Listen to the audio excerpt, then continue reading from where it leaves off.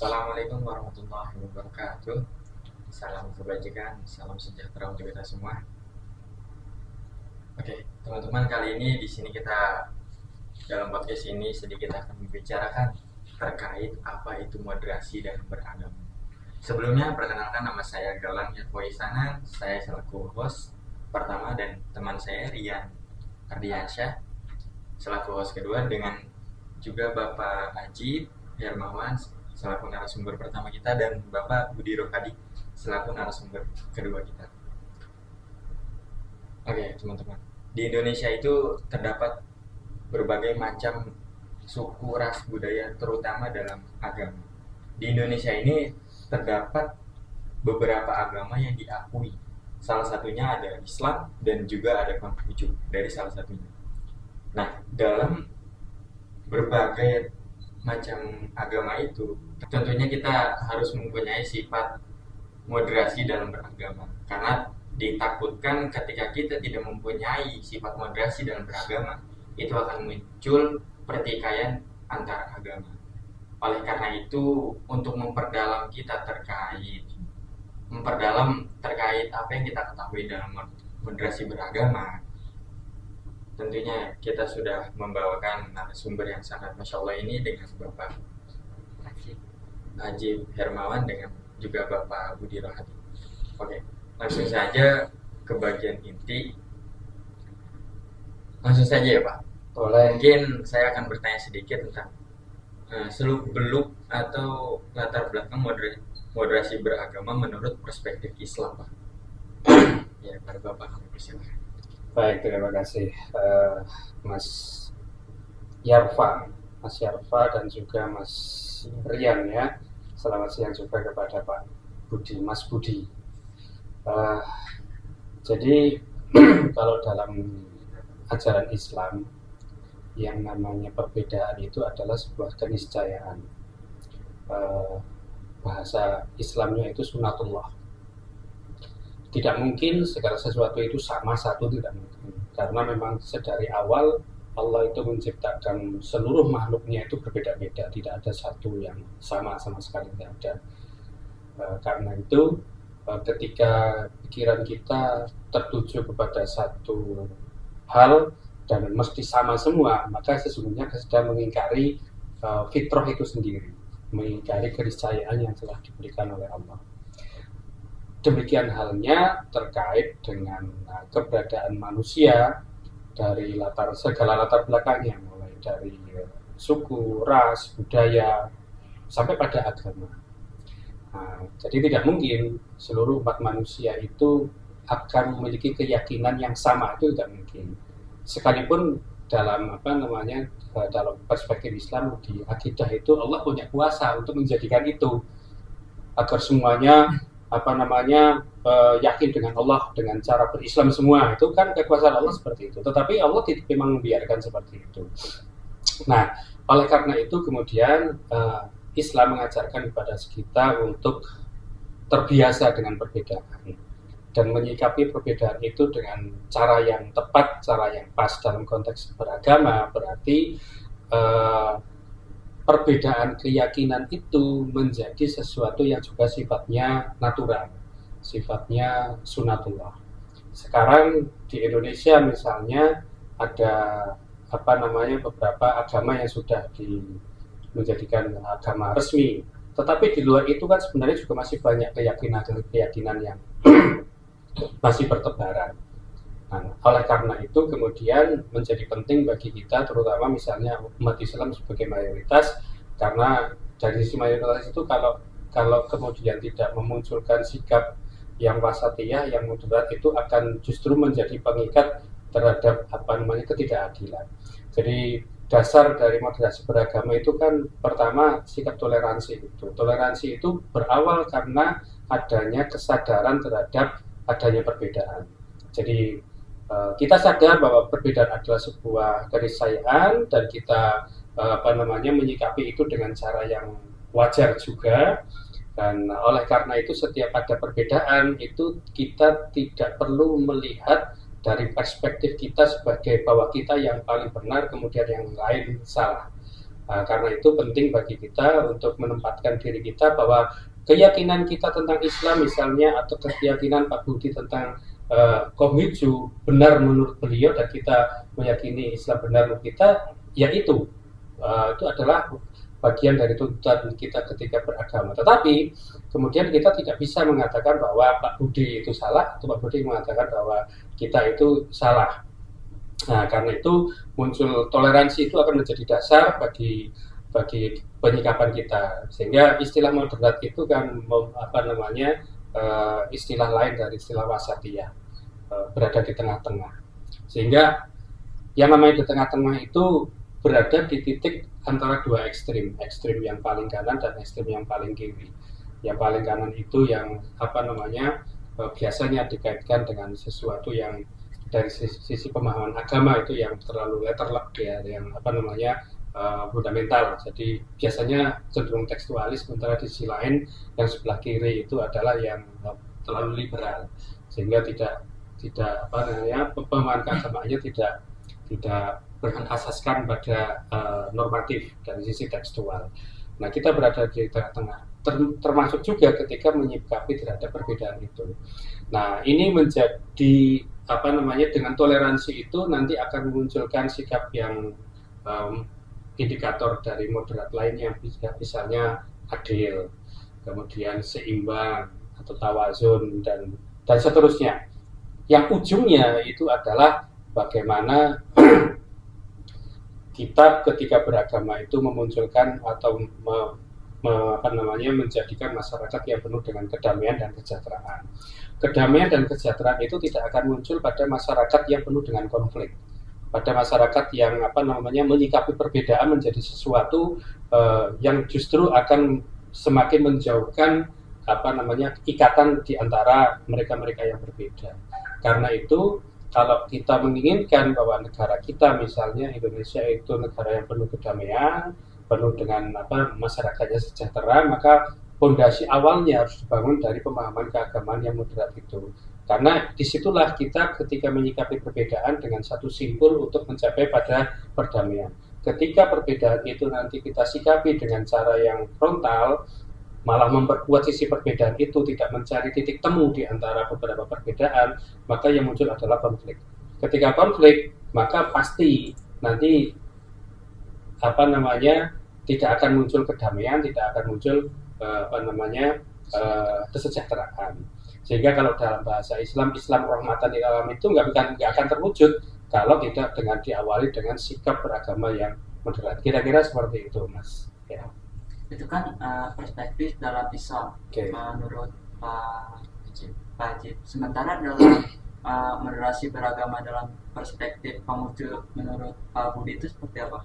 Ya, baik, terima kasih Pak Hajib, tadi cukup jelas sebenarnya Pak. Karena sebetulnya ya, kenapa kami di Patakin khususnya di Konghucu itu sering mengadakan setiap tahun itu dialog Islam Konghucu. Ya. Ternyata dari Islam dan Konghucu itu banyak kesamaan Pak. Nah, makanya moderasi beragama ya, di dalam perspektif agama Konghucu itu kita mengenal dengan yang namanya yin yang. Kalian lihat yin yang, simbol lingkaran dengan ada sisi putih dan sisi hitam. Yin yang ini melambangkan juga keseimbangan. Artinya tadi saya sampaikan oleh Pak itu bahwa Tuhan itu menciptakan di dunia ini kan tidak ada yang sama, semua berbeda-beda. Bahkan seorang anak kembar pun yang kembar identik ya, itu memiliki sifat yang berbeda, ya, sifat yang berbeda. Perbedaan ini betul tadi sebuah keniscayaan yang harus kita terima. Nah, di dalam konsep yin yang itu, bahwa yin yang itu adalah komplementer, ya, bukan untuk saling melemahkan. Terkadang kita memang dari dulu ya sudah terbenak dalam pikiran kita bahwa segala sesuatu yang diciptakan berbeda ini adalah melemahkan, artinya antonim ya, kuat lawannya lemah, laki-laki lawannya perempuan. Padahal kalau kita sudah mempelajari dengan konsep yin yang ini, bahwa segala sesuatu yang diciptakan di dunia ini yang berbeda itu adalah untuk saling melengkapi. Coba sekarang bayangkan kalau misalnya di dunia ini cuma ada hanya satu perempuan saja atau laki-laki saja, apakah akan berkembang? Ya, kehidupannya akan berkembang. Kalau ada hanya siang saja, nggak ada malam, ya mungkin di beberapa daerah itu yang siangnya lebih panjang daripada malamnya. ya itu otomatis kehidupannya tidak akan berjalan dengan harmonis lah, kalau bahasa bahasa kami itu bahasa harmonis. Nah, jadi yin yang ini atau perbedaan ini itu sebuah keniscayaan yang harus kita terima dalam artian ya, yang kuat itu melindungi yang lemah, ya, yang lemah itu melengkapi yang kuat, ya, supaya tercipta keseimbangan yang baru. Nah, terkait dengan moderasi beragama, di dalam agama Konghucu itu dikenal dengan namanya Chungsu, Satya Tapasalira, ya, Satya Tapasalira. Mungkin kalau izinnya Pak, kalau misalnya salah dibenarkan ya, di dalam Islam itu disebut hablum minallah hablum minannas. Artinya ketika kami sebagai umat Konghucu itu, selain kita harus satya kepada Tuhan, ya, semua ajaran agama kita harus satya kepada Tuhan. Semua pemeluk agama itu satya kepada Tuhan dan juga tenggang rasa kepada sesama. Artinya hubungan atas dan vertikal itu juga harus berjalan seimbang. Ya, kita harus bisa menghargai perbedaan yang ada. Perbedaan yang ada itu kita harus bisa menghargai. Dalam suatu agama itu ada yang namanya dogma. Dogma itu benar ataupun salah itu tidak perlu diperdebatkan. Menurut saya ya, kita masalah agama itu sudah final, ya, dengan adanya dogma itu.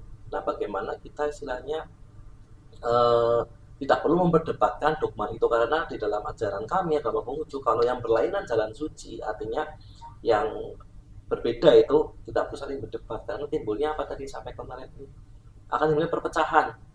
Saya merasa benar, situ merasa benar, tidak ketemu titik tengahnya kan. Nah, disinilah pentingnya kita bersifat moderat, artinya sifat yang tengah, ya, tidak condong ke kiri dan condong ke kanan. Kalau kita bisa bersifat tengah, akan cipta keharmonisan.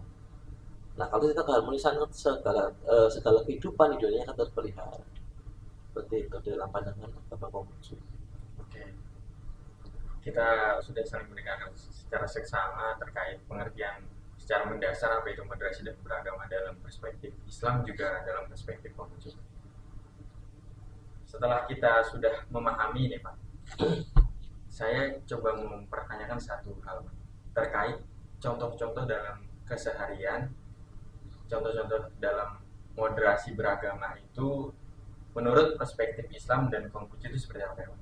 Kita mulai dari Bapak Haji. Oke. Banyak hal ya, artinya gini, tadi sudah sempat disinggung,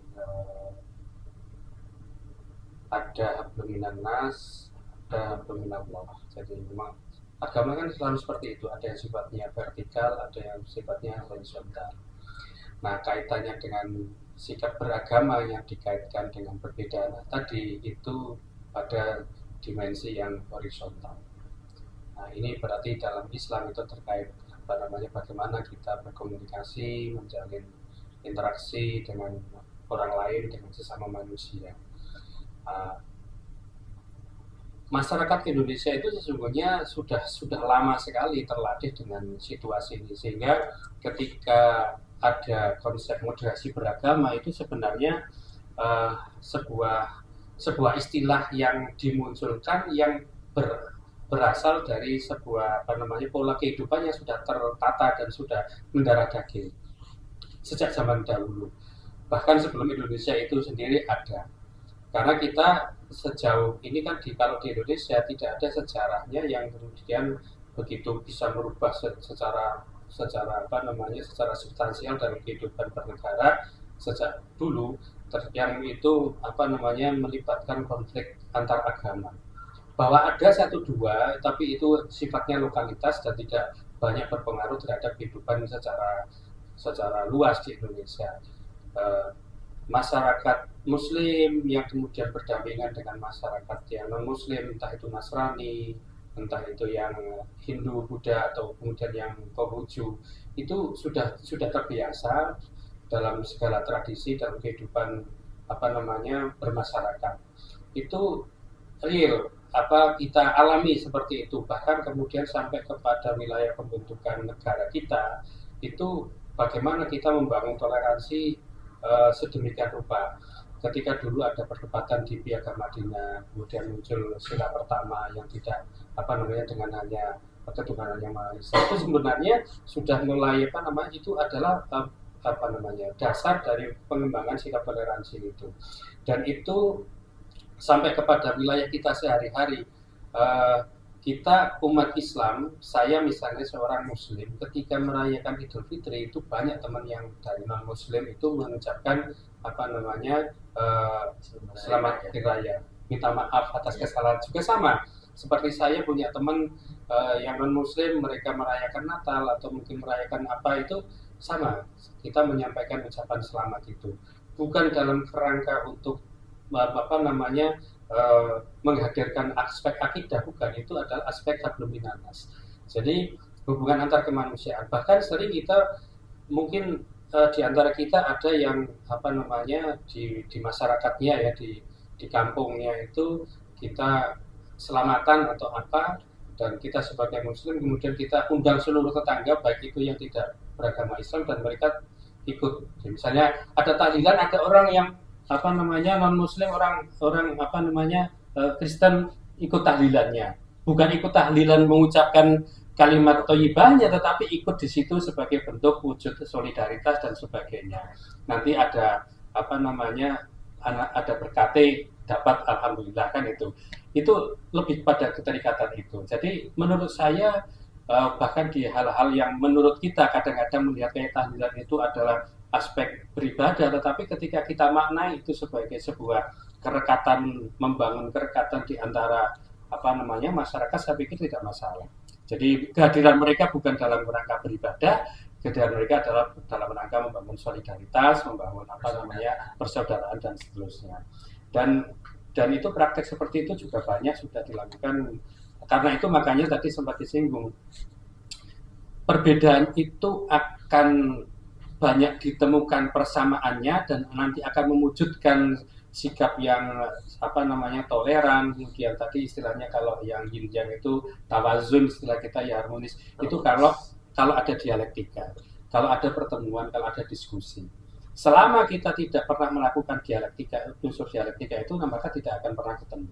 Karena itu dialektika itu tidak harus ngobrol ya. Pertemuan saya dengan Pak Yoga ya, Pak Budi itu dengan Pak Budi itu intensitas pertemuan atau kemudian ketemu di jalan itu sudah bagian dari dialektika yang itu akan membentuk kita selama kita hidup, dan itu akan terjadi dengan siapapun.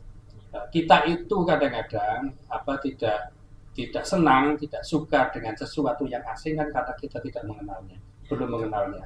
Kalau kita sudah mengenalnya, kita tahu, maka prasangka kita sudah akan hilang. Yang membuat kita itu segan, membuat kita tidak nyaman, membuat kita bahkan kadang-kadang kemudian tidak suka, benci dengan orang lain, itu karena kita belum mengenal dia dengan baik. Makanya mengenal dengan baik itu adalah pertemuan, itu adalah dialektika, itu dilakukan dengan diskusi dan sebagainya, itu akan muncul itu. Kalau dari Pak Budi sendiri, menurut dari agama Konghucu, moderasi beragama dalam kehidupan sehari-hari itu seperti apa? Ya, di dalam agama kami, agama Konghucu itu, dan mungkin ini sifatnya universal juga ya, bukan hanya dalam agama Konghucu. Jadi Tuhan atau Dien kami menyebutnya itu, ketika manusia lahir ke dunia itu sudah dibekali dengan yang namanya benih kebaikan. Yang pertama itu adalah cinta kasih atau seperti biasa disebutkan ren. Dan menurut saya ini, kalau cinta kasih itu sifatnya universal, bukan hanya kepada umat Konghucu saja, tapi semua umat manusia yang ada di dunia ini pasti memiliki yang namanya kasih. Nah, bagaimana penerapan moderasi ini dalam kehidupan sehari adalah yang paling penting, yang menjadi simpulnya adalah kemanusiaan. Sebagai contoh, ketika pandemi kemarin, semua lapisan masyarakat, entah itu agamanya apapun, akan mengalami terkena namanya pandemi COVID-19 itu, yang notabene itu bisa melumpuhkan, bisa dibilang, tatanan negara lah, di mana kita tidak bisa beraktivitas seperti biasa. Tapi dari masing-masing kita itu saling bahu-membahu, saling membantu untuk bisa bersama-sama mengatasi pandemi ini. Dan puji Tuhannya berhasil gitu kan, karena ada nilai kemanusiaan yang sama. contoh paling simpel nilai kemanusiaan itu yang bisa kita terapkan dalam kehidupan sehari-hari. Ketika kita melihat ada seorang nenek-nenek lah atau orang tua mau nyebrang jalan, ya kebingungan nyebrang, terus masnya lewat, apa kamu tanya, Pak, nun sewu agamanya nopo gitu kan? Kan nggak mungkin kan? Tapi dengan rasa tergerak hati pasti akan menolong. Apalagi kalau dia kesusahan, jatuh dan sebagainya, pasti akan refleks ngejar akan menolong. Lah inilah nilai kemanusiaan ini yang bisa kita melakukan dalam keluar, kita bisa berdampingan dengan yang lainnya itu tanpa kita melihat suku, agama, ras dan golongan. Dan yang paling penting tadi disampaikan adalah adanya perjumpaan, ya. Perjumpaan manusia itu memiliki praduga, ya. Ada praduga. Tapi kalau kita disampaikan kalau tidak ada perjumpaan, tidak saling kenal, otomatis akan munculnya kecurigaan terus kan, kecurigaan terus. Tapi kalau kita sudah saling mengenal, oh ternyata seperti ini, ternyata seperti ini, itu kan, dan itu istilahnya bisa menimbulkan kita kalau sudah kenal kan semakin sayang ya, katanya yang dibacakan seperti itu. Dan ini yang pernah saya praktekkan dulu waktu yang maaf ini ya, waktu ketika ada tragedi bom gitu kan, selalu diidentikan dengan Muslim, Islam gitu kan, Islam radikal, selalu diidentikan gitu kan. Saya pernah bukan berdebat sih, komplain dengan orang yang bilang seperti itu. Islam itu bukan radikal, ini hanya oknumnya saja, ya. Islam itu yang setahu saya itu rahmatan lil alamin, membawa berkah buat semua gitu kan. Jadi tolong jangan menstereotipkan agama tertentu karena perbuatannya, tapi ini adalah oknumnya, karena mungkin mereka tidak tahu secara menyeluruh. Walaupun saya secara iman saya agama Konghucu, tapi saya karena ada sering berjumpaan dengan teman-teman yang mungkin berbeda dengan saya, kita saling mengenal sehingga sudah tidak ada lagi praduga atau prasangka buruk satu sama lain. Biarkanlah mereka menjalankan agamanya kan, agama yang saya sampaikan agama sudah final. Bagaimana kita menerapkan ajaran agama yang sudah kita imani bersama-sama ini, agama yang baik ini meraga dalam kehidupan sehari-hari. Ya kalau misalnya semua ini sudah bisa menjalankan dengan baik ya dalam ajaran agama kami, diawali dari diri sendiri. Dari diri sendiri kita sudah membina diri, istilahnya ya, membina diri. Dari kita sudah membina diri, maka akan tercipta keluarga yang damai. Dari keluarga yang damai akan tercipta negara yang damai. Dari negara yang damai akan tercipta kedamaian dunia. Inilah diawali dari diri sendiri. Terus kan kalau di Islam itu kan kayak masuk Islam itu ada mengucapkan 2 kalimat syahadat. Nah di Konghucu itu seperti apa? Dan di Islam juga ada yang namanya ibadah wajib seperti sholat setiap hari. Nah di Konghucu itu ada gak sih ibadah yang wajib setiap hari? Ya, kalau pertama ya untuk masuk mengimani agama Konghucu ya, yang penting, yang utama dan pertama itu ada iman. Ya, semua agama itu ketika kita akan memeluk suatu agama itu pertama ada iman kepercayaan. Ya, kita meyakini suatu agama itu karena ini kita yakin bahwa ini akan menjadi tuntunan, karena agama itu adalah tuntunan. Ya, di dalam agama kami itu agama itu adalah bimbingan untuk menempuh jalan suci. Ya, menempuh jalan suci. Nah, bagaimana seseorang yang ingin masuk menjadi pemeluk agama Konghucu, sama seperti di agama Islam itu kami ada syahadatnya lah, jadi bilang syahadatnya. Kami mengucapkan kalimat syahadat, kalimat keimanan dalam agama Konghucu itu yang tertuang dalam kitab Jungyung bab utama dan kitab Tasya atau kitab Ajaran Besar bab utama. Itu kita ucapkan, terus kita berprasatya di hadapan altar Nabi ya, di kelenteng atau di lidang, kita mengucapkan itu sambil kita minum air sidi. Air sidi itulah air yang terbuat dari rendaman buah kelengkeng, fermentasi buah kelengkeng. Kita minum, lagi itu kita mengucapkan prasetya tadi, kalimat syahadat tadi, gitu kan. Nah terkait ibadah di kami itu justru kami sangat salut ya dengan teman-teman yang Muslim ya, sehari itu 5 kali. Ya, belum ketambahan ada sholat yang dini hari sunahnya kan, itu bagi kami itu cukup wow lah gitu bilang kan, mereka harus menjalankan yang kewajiban itu minimal 5 kali sehari. Nah di dalam agama kami Konghucu ibadah wajib itu setiap hari emang nggak ada, tapi kami biasa melaksanakan ada beberapa ibadah wajib yang kami laksanakan setiap tahun. Contoh ketika menjalani Imlek itu karena gini, agama Konghucu kan memang berasal dari Tiongkok. Di Tiongkok itu ada 4 musim. Nah, setiap musim itu kami melaksanakan sembahyang besar kepada Tuhan sebagai ucapan syukur. Imlek itu sebagai musim semi, terawih musim semi. Terus sembahyang Tuan Yang itu ketika musim kemarau atau musim panas. Terus Cungciu itu pada saat musim gugur, dan juga kita selain berdoa kepada Tuhan itu kita juga mengucap syukur kepada Dewa Bumi atau Putet Changsen karena hasil bumi, hasil panen yang melimpah. Dan tungce itu pada saat musim dingin. Ini yang istilahnya wajib kita laksanakan kepada Tuhan. Nah, terus untuk ibadah rutinan itu kalau kami penanggalannya menggunakan penanggalan Imlek ya. Iya. Itu setiap tanggal 1 dan tanggal 15 penanggalan Imlek. Penandanya apa? 15 itu pasti bulan purnama, tanggal 1 pasti bulan Sabit. Kami melaksanakan ibadah di lenteng atau di kebaktian di hidang seperti itu. Kalau sehari-hari biasanya yang sering saya lakukan ya, saya berdoa, misal mau berangkat kerja, melakukan aktivitas sebelum keluar rumah, saya berdoa kepada Tuhan. Caranya seperti apa? Gampang, kalau di dalam agama Konghucu itu cukup kita keluar rumah menghadap langit ya, karena kami meyakini Tuhan itu ada di mana-mana ya, ada di atas, di depan, dan di kanan kiri kita. Jadi ketika kami berdoa cukup keluar rumah menghadap langit ya, menggunakan doa, sembahyang, berdoa, selesai seperti itu. Dan sore pun sama, sebelum tidur ataupun selesai pulang kerja, mandi dan sebagainya, sembahyang kita mengucap syukur nih, sudah hari ini kita sudah diberikan rezeki, kenikmatan sehingga bisa menyelesaikan hari ini seperti itu. Oke, baik Pak. Ketika tadi kami sudah mendengarkan terkait contoh-contoh dalam keseharian nih Pak dalam moderasi beragama, terdapat berbagai macam orang Pak yang memandang bahwasannya perbedaan yang pasti terjadi itu sebuah ancaman atau sebuah potensi kerusakan di muka bumi. Kerusakan ini dalam konteks maksudnya pertikaian atau konteks segala macam Pak.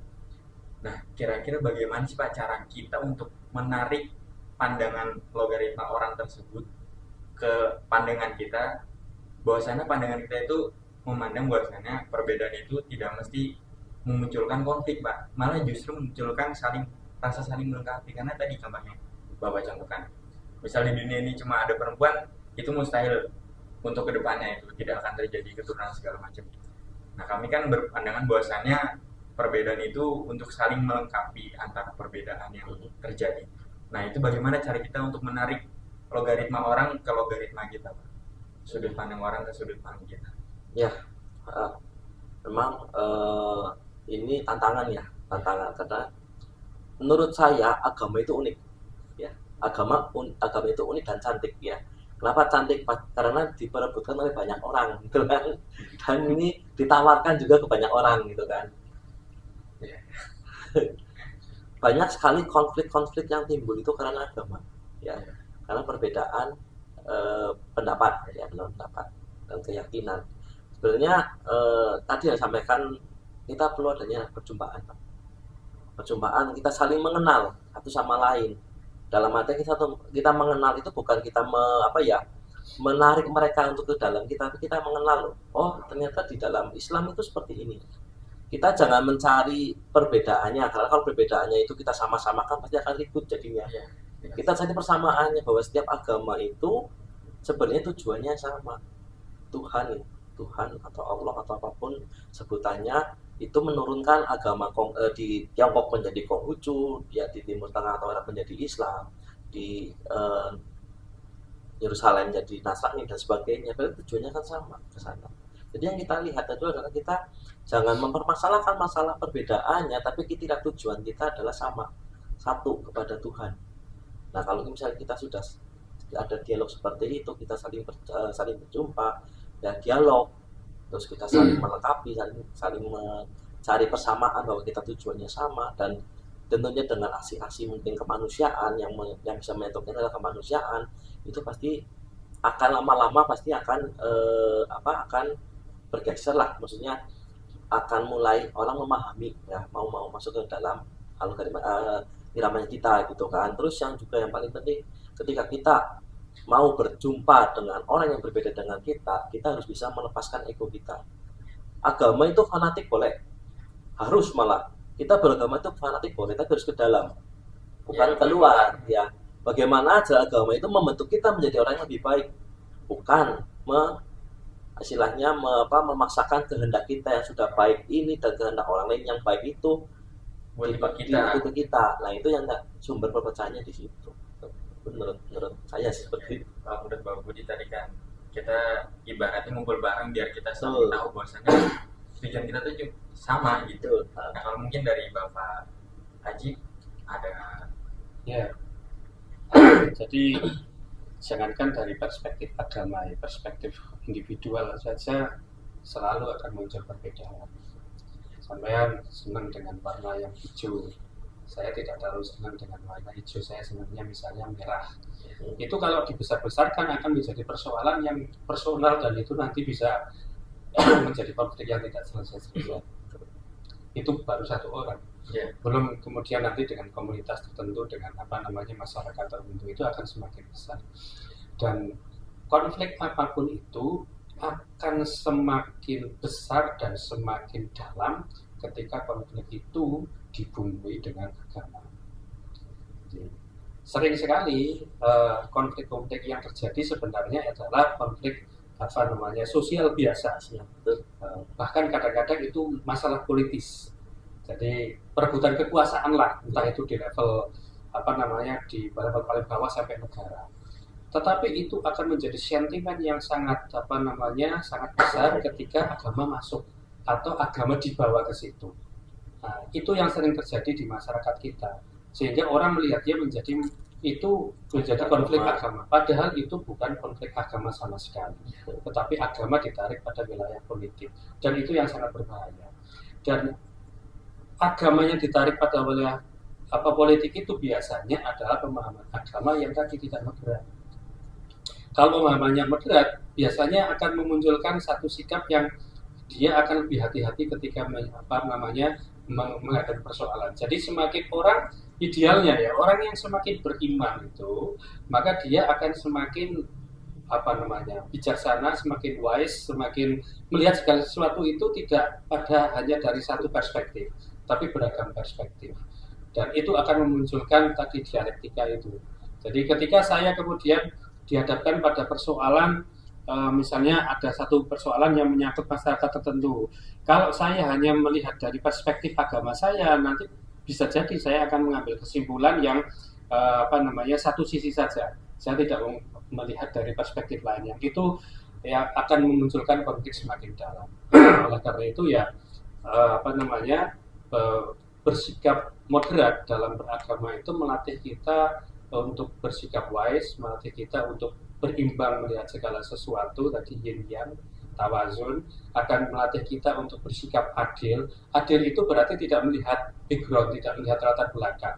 Yang namanya adil itu menempatkan sesuatu dengan porsinya masing-masing. Jadi tidak melihat karena dia Islam maka kemudian saya bela mati-matian, kan, sementara dia salah, tidak melihat karena dia kaum Huju bukan agama saya, kemudian kita salah-salahkan terus-menerus padahal posisinya adalah posisi yang benar. Adil itu menegakkan sesuatu secara proporsional, ajeb gitu kan, tegak lurus bahasanya itu, tegak lurus. Nah, moderasi beragama itu melatih kita untuk seperti itu, melihat segala sesuatu dia secara komprehensif, secara adil, berimbang, kemudian penuh dengan sikap toleransi. Jadi kalau saya kemudian akan melakukan seperti ini, nanti akan berimbas apa nih pada dari pihak yang satu. Kemudian yang satunya juga akan seperti apa. Itu segala pertimbangan itu akan masuk. Sehingga seorang yang moderat itu nanti tidak akan pernah tergesa-gesa ketika mengambil kesimpulan. Dan tidak pernah mengambil kesimpulan atas dasar emosi. Jadi emosional itu kan mencerminkan orang yang pikirannya itu radikal sebenarnya. Radikal itu kan berpikir yang ekstrim, dan radikal itu akan semakin berbahaya manakala cara berpikir yang ekstrim itu kemudian diwujudkan pada sebuah tindakan yang nyata, yang itu berarti sudah melewati radikal lagi, itu yang bisa pada tahap tertentu sebagai tindakan yang teror itu. Kalau sudah efeknya besar disebut dengan terorisme dan seterusnya. Nah, itu perbedaan kita melihat sebagai sesuatu yang biasa, yang normal-normal saja, dan kita tadi sudah disampaikan oleh Mas Budi itu jangan pernah memaksakan apa yang kita yakini untuk diyakini sebagai kebenaran oleh orang lain. Segala sesuatu pasti ada titik temunya, pasti ada pertemuannya, karena segala sesuatu itu segala permasalahan pasti ada solusinya kan gitu. Solusi itu bisa diketemukan ketika beberapa perbedaan itu nanti ditarik titik temunya ada di mana. Kira-kira seperti itu. Baik, terkait moderasi beragama. Misalkan dari agama Islam itu masuk ke ibadahnya tempat agama lain. Nah, di situ dia ceramah tentang Islam itu seperti apa. Apakah itu termasuk moderasi beragama atau itu justru keluar dari moderasi beragama? Menurut dari Pak Ajib sendiri. Gini, kalau dalam perspektif ibadah, maka semua punya ruang masing-masing. Jadi Mas Budi dengan Konghucunya, dia akan beribadah sesuai dengan keyakinannya. Kita tidak boleh melihat dari perspektif kita sebagai orang Muslim. Demikian juga sebaliknya. Apakah kemudian mengunjungi tempat ibadah orang lain itu sebagai wujud dari moderasi beragama sesuai kepentingannya? Ketika memang ada kepentingan yang dimungkinkan dengan berdialektika, ada dialog tadi, tidak masalah. Toh di Islam sendiri masjid itu tidak terlarang bagi non-Muslim. Siapapun boleh masuk ke masjid selama mengikuti aturan yang ada di masjid. Misalnya karena masjid itu tempat suci menurut orang Islam, berarti tidak boleh ada najis. Sehingga kemudian ketika masuk harus lepas sepatu, lepas sandal dan sebagainya, kan itu boleh-boleh saja dan itu sudah sangat terbiasa. Demikian juga ketika ada orang Islam masuk ke kelenteng, dengan orang Islam masuk ke gereja dan sebagainya. Kalau kemudian ketika masuk kemudian disuruh ceramah, ya tidak masalah. Ceramah itu bukan dalam rangka beribadah. Sama seperti sampai nanti ada misalnya karena ini mahasiswa UIN kan Islam ya gitu.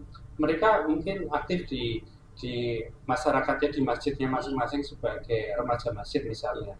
Terus mengundang Mas Budi hadir di masjid, kemudian di situ ada dialog, ada sarasian atau apa. Mengundang Mas Budi ya tidak masalah. Toh Mas Budi di situ tidak dalam rangka untuk sholat, tidak dalam rangka khutbah Jumat kan itu. Kalau khutbah Jumat sudah berbeda lagi karena itu sudah ritual, sudah ibadah. Tetapi ketika itu menyangkut terkait dialog, berbagi pengetahuan, mencari solusi bersama terhadap masalah-masalah yang dihadapi, itu tidak masalah, bahkan itu punya nilai bagus. Mengenalkan apa yang kita pahami kepada orang lain agar semakin utuh pemahamannya tentang Islam, itu jauh lebih bagus daripada kita tidak mengenalkan sama sekali. Kita punya tadi prasangka yang buruk tentang masyarakat Konghucu. Kalau kita tidak menghadirkan narasumber dari Konghucu, kita tidak akan pernah tahu sebenarnya Konghucu itu seperti apa sih acaranya. Dan itu akan semakin memperkuat tadi prejudis tadi, prasangka kita terhadap orang Konghucu. Nah, tinggal tempatnya saja dicari yang paling nyaman. Kalau ternyata Mas sebagian besar ya dari umat Islam, bahkan ya paling kita punya tempat yang ada di masjid, ya monggo di masjid tidak masalah. Seperti halnya nanti misalnya Pak Budi dengan teman-teman Konghucu mau mengundang kiai atau siapapun dari umat Islam untuk memberikan pemahaman terkait Islam itu yang rahmatan lil alamin seperti apa, ya kan paling nyaman ya di kelenteng itu gitu kan. Masalah boleh atau tidak itu aturan dari kelentengnya, tetapi dalam perspektif moderasi itu sebenarnya tidak masalah. Gitu ya. Ya. Pak dari Pak Budi sendiri. Ya. Bagi agama Konghucu sih ya tadi sampaikan kalau misalnya ranahnya ibadah itu kan tidak bisa dikaitkan ya. Sebagai contoh, saya tuh setiap mungkin 4 bulan sekali itu sering diundang dari Yayasan Ma'unatul Muslimin yang di Sokaraja itu untuk mengisi kayak kajian, Pak. Ya. Kajian ini ada satu tema yang istilahnya kita memberikan wawasan dari sudut pandang Islam, terus Katolik, Kristen, Hindu, Buddha, dan Konghucu. Dan itu menurut saya baik karena ini memberikan pemahaman. Jadi ternyata walaupun kita berbeda, kita memiliki pandangan yang sama untuk istilah bermoderasi.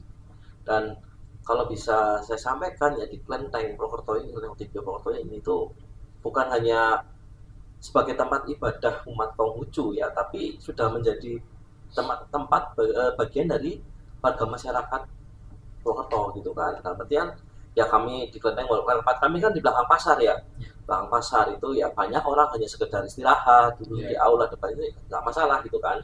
Tapi saya sampaikan juga, kalaupun mau ke dalam dan sebagainya karena di tempat ibadah, tempat suci ya harus juga menjaga sikap, menjaga aturannya dari Kelenteng. Terus beberapa juga mahasiswa dari UIN itu kan sering datang ke khususnya SAA itu kan sering kunjungan ke Kelenteng, dan sering saya sampaikan, maksudnya ini tempat kalian masuk ke sini itu nggak otomatis Konghucu loh gitu kan.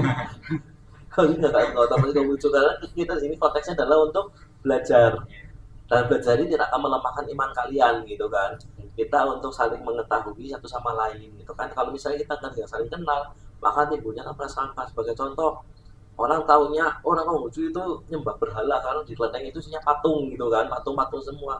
Tapi setelah mereka datang ke Kelenteng melihat dan kasih penjelasan bahwa oh ternyata yang di dalam itu patung itu adalah bukan kami menyembah patungnya gitu kan, tapi kami menghormati, karena zaman dulu kan belum ada foto, belum ada istilahnya apa ya zaman sekarang lah. Mereka tuh dalam dulu itu adalah membuat patung. Kenapa patung itu? Karena eh, manusia itu adalah makhluk visual ya. Ketika kita beribadah itu, kalau misalnya kita melihat ada sesuatu itu, kita serasa makin serasa dekat ya. Jadi bukan sebagai sarana aja, jadi bukan kami menyembah patungnya, tapi kami menjalankan, kami menghormati atau meneladani keteladanan beliau-beliau ini gitu kan. Nah sebetulnya mereka timbul pemahaman seperti itu. Oke, baik ya. Tadi kita sudah banyak berdiskusi terkait apa itu pengertian moderasi, contoh-contoh kesadaran dalam moderasi. Itu juga ada biar orang tuh paham bahwasanya perbedaan itu bukan suatu hal yang munculkan pertikaian, tapi malah saling melengkapi. Mungkin yang terakhir Pak, untuk sebagai penutup, menurut saya ketika kita sudah saling berdiskusi, saling mencurahkan suatu ide, tapi tidak ada pergerakan, itu kayaknya nggak efisien Pak menurut saya. Nah oleh karena itu, menurut saya apa sih Pak kontribusi dari umat Islam dalam menjaga stabilitas sosial dalam keberagaman agama di Indonesia? Mungkin kita mulai dari perspektif Islam, nanti dilanjut dengan umat Konghucu. Baik.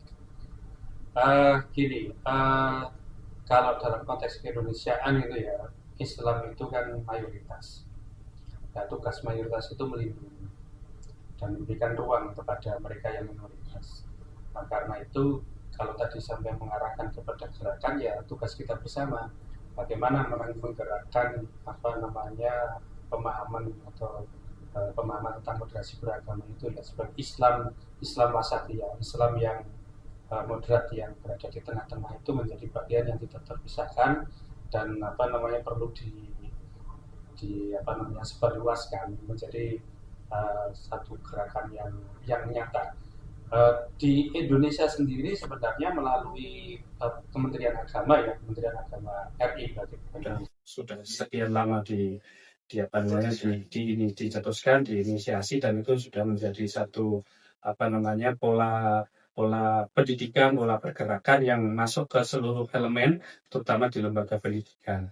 Ya, kenapa di lembaga pendidikan? Karena lembaga pendidikan itu adalah wadah utama yang dimana di situ generasi kita itu akan banyak belajar, yang itu nanti akan berimbas kepada kehidupan masyarakat setelah dia selesai melaksanakan pendidikan itu.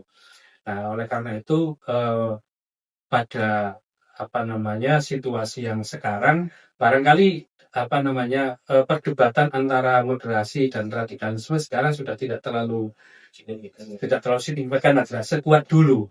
Karena memang pertarungan dalam tanda petik ya itu sudah tidak seperti itu. Tapi tingkat signifikasinya terkait gagasan moderasi beragama tetap penting, karena sekali lagi Indonesia itu dengan segala keanekaragamannya, dengan segala kebinekaannya itu akan selalu hadir seperti itu, dan tidak ada sesuatu pun yang bisa menyatukan selain sikap kita, pemahaman kita terhadap perbedaan dengan sikap yang moderat tadi.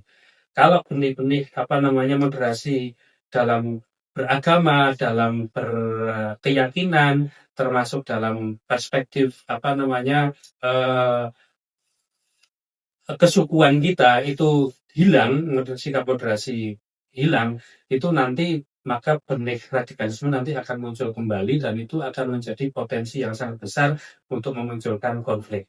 Dan ketika sudah konflik, apalagi konflik itu kemudian ditumbuhi dengan agama, itu sudah pintu masuk kepada disintegrasi, kehancuran atau kerusakan tata kehidupan di Indonesia. Saya kira itulah. Sebagai mayoritas kita wajib melindungi dan memberikan ruang terhadap perbedaan itu agar tetap ada dan itu menjadi kekayaan kita. Jadi perbedaan itu kalau kita kelola dengan baik maka akan menjadi kekayaan kita. Tetapi kalau perbedaan itu kita anggap sebagai sebuah ancaman maka justru itu akan menghadirkan satu wajah yang tidak menarik. Jadi Islam rahmatan lil alaminnya tidak akan muncul ketika kita justru memberangus atau kemudian menghilangkan perbedaan itu sendiri. Ya, itu kan dari perspektif Islam. Sementara dari perspektif Konghucu itu seperti apa? Ya, baik. Ini memang jujur tantangan terberat bagi kami umat Konghucu khususnya di Tionghoa ya. Kenapa ini tantangan terberat? Karena selama 32 tahun kami itu ibaratnya mengalami diskriminatif, oleh diskriminatif dan ini tuh membekas dalam khususnya orang-orang kami ya untuk istilahnya mereka memiliki trauma tersendiri gitu kan. Bagaimana kita bisa mau berdampingan dengan yang lain gitu kan. Dan ini merupakan tugas kami khususnya yang generasi sekarang untuk memberikan pemahaman kepada mereka dan puji Tuhannya sidang-sidangnya itu sekarang sudah mulai bergeser ya karena generasinya mungkin yang dulu tua-tua yang istilahnya sudah pernah mengalami kan kadang turun ke anaknya yang sekarang ke cucunya bisa kami saya kasih tahu loh bahwa kita tuh walaupun kita ini etnis Tionghoa dan Konghucu kita jangan istilahnya antipati dalam negara karena selama ini kan kita lahir besar dan mencari makan di sini, gitu kan. Dan di dalam ajaran kami, ajaran agama Konghucu itu mengajarkan bahwa di dalam kitab Mengce itu bahwa tanah air itu harus dijaga dari generasi ke generasi, yang tidak boleh ditinggalkan demi kepentingan pribadi. Ya bersiaplah untuk mati tapi jangan pergi. Dan semoga ajaran agama ini ya, ajaran yang sudah diajarkan melalui kitab Mengce ini itu bisa meraga bahwa kita sebagai umat Konghucu itu juga harus mencintai negara ini, menjaga persatuan dan kesatuan.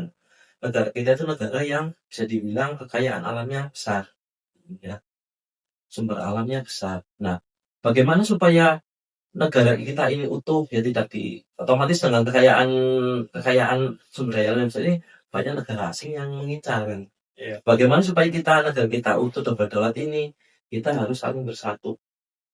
Ya saling bersatu dengan umat agama lain, dengan ras lain dan golongan lain supaya kita memiliki satu kesatuan. Mungkin dengan contoh nyata paling simpel ada di lingkungan keluarga, di lingkungan sekitar dulu tempat kita tinggal, kita sambung dengan tetangga gitu kan. Cukup bisa melangkah lebih jauh karena kalau di Banyumas ya kami di Pokok khususnya itu setiap tahun kami berarti sudah 10 tahun ini melaksanakan kegiatan jaga sholat Id.